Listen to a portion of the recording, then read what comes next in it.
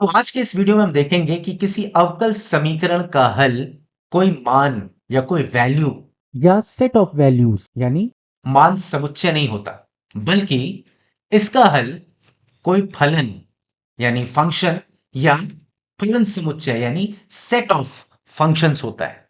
ये सबसे पहले तो हम अपना अवकल समीकरण यानी डिफरेंशियल इक्वेशन लिख लेते हैं। तो हमारे पास अवकल समीकरण के रूप में क्या है? हमारे पास है dy बाई डी एक्स बराबर 4y बटे एक्स, यानी x के सापेक्ष y का अवकलज बराबर 4y बटे एक्स।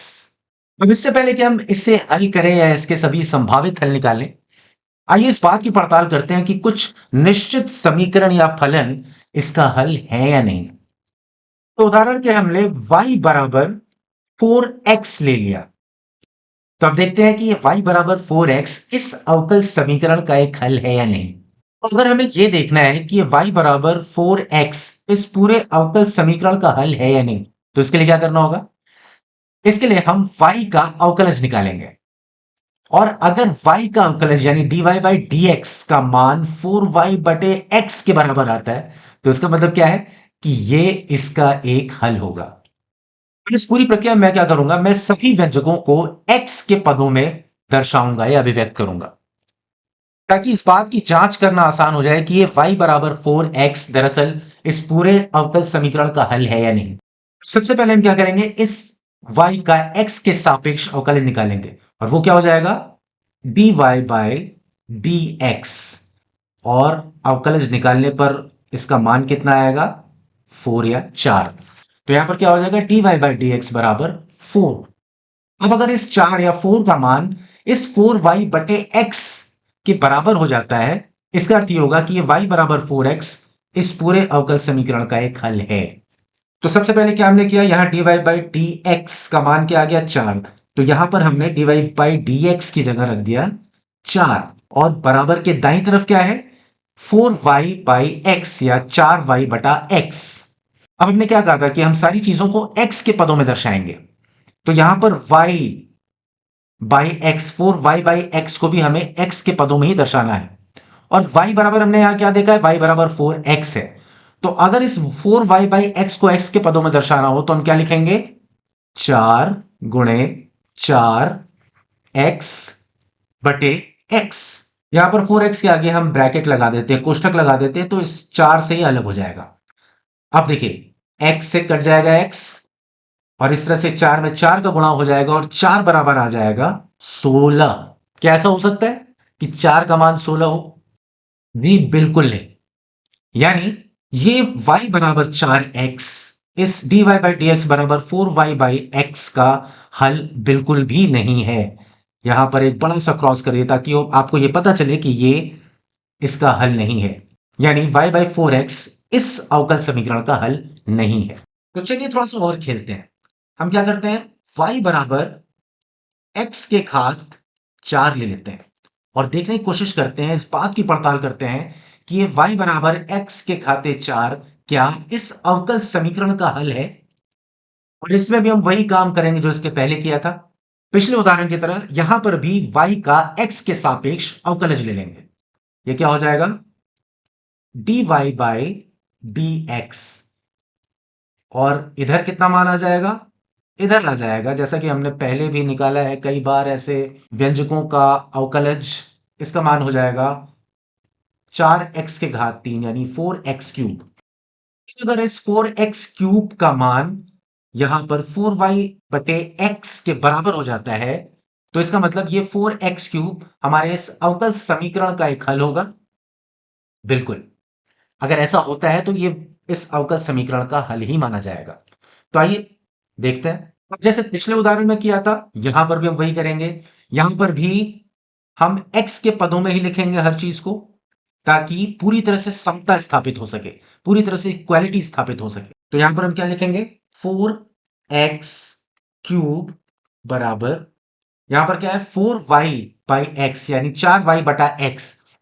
यहां हम y बराबर क्या लिखेंगे? x के घात 4। तो चलिए x के रूप में हम y का मान रख के देखते हैं क्या आता है। 4, y की जगह हमने क्या रख लिया यहां से? x के घाते 4 यानी x टू द पावर 4 बटे x। अब यहां क्या हुआ, इस x से x की एक घात कट गई और यहां पर हो गया x के घात 3। और इसमें से क्या हुआ, 4x³ बराबर हो जाता है 4x³, यानी y बराबर x की घात 4 इस पूरे अवकल समीकरण का एक हल है।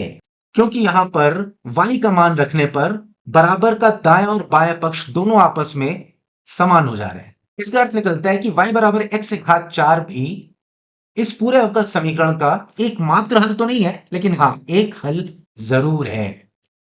तो चलिए अब मैं एक नया उदाहरण लेता हूं, और इस बार मैं जो उदाहरण लूंगा ये थोड़े भिन्न रूप में होगा।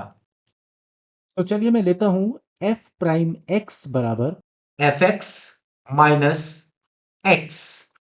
चलिए मैं यहां मान लेता हूं कि एफ एक्स बराबर है 2x के।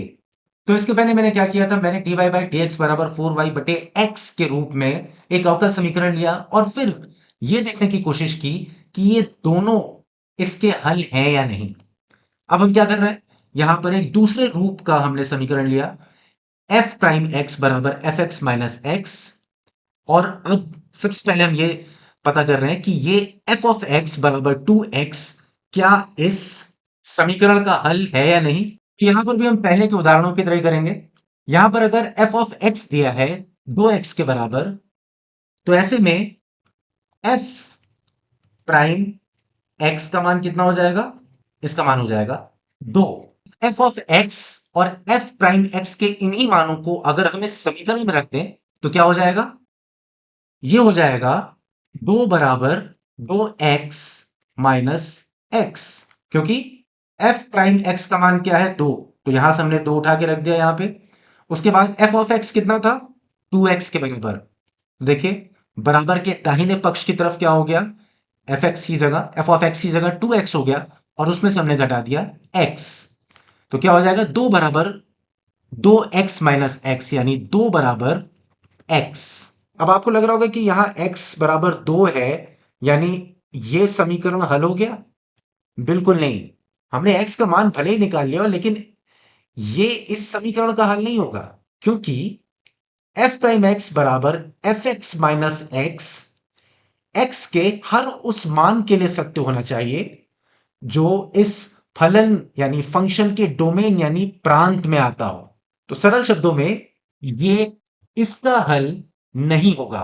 तो चलिए अब एफ एक्स बराबर एक्स प्लस 1 लेकर इस बात की जांच करते हैं कि क्या ये इसका एक हल होगा। अब इसमें भी वही प्रक्रिया अपनाएंगे। यहां पर क्या होगा, अगर एफ ऑफ एक्स का मान एक्स प्लस 1 दिया है, तो यहां पर एफ ऑफ एक्स का डेरिवेटिव यानी एफ प्राइम एक्स कितना हो जाएगा, ये हो जाएगा 1।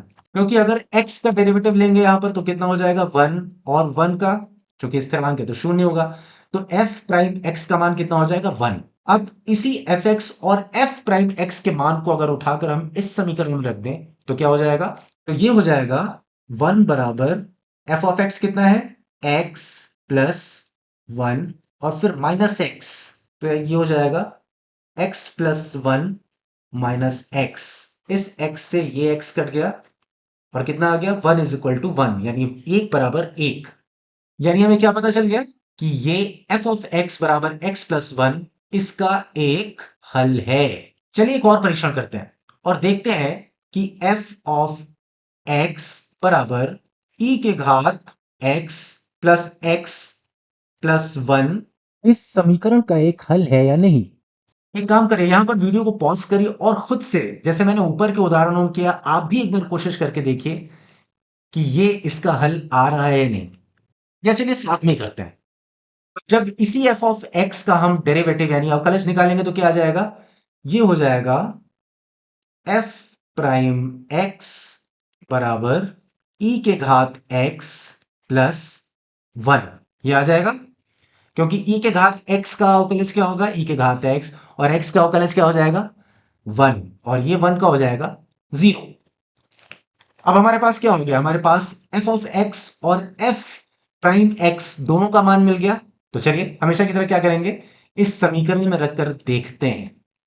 और जैसे ही हमने यहां पर मान रखा वो क्या हो गया, एफ ऑफ एक्स और एफ प्राइम एक्स का मान जब ऊपर रखें तो क्या आएगा, एफ प्राइम एक्स बराबर ई के घात एक्स प्लस वन, यानी एफ प्राइम एक्स की जगह यहां पर हो जाएगा ई के घात एक्स प्लस वन बराबर एफ ऑफ एक्स। यहां पर एफ ऑफ एक्स का मान क्या है, ई के घात x plus x plus one, और फिर माइनस एक्स हमें करना है, तो यहां पर माइनस एक्स कर दिया, इस x से ये x कट गया, और हमारे पास क्या बचा, e के घात x प्लस वन बराबर e के घात x प्लस वन।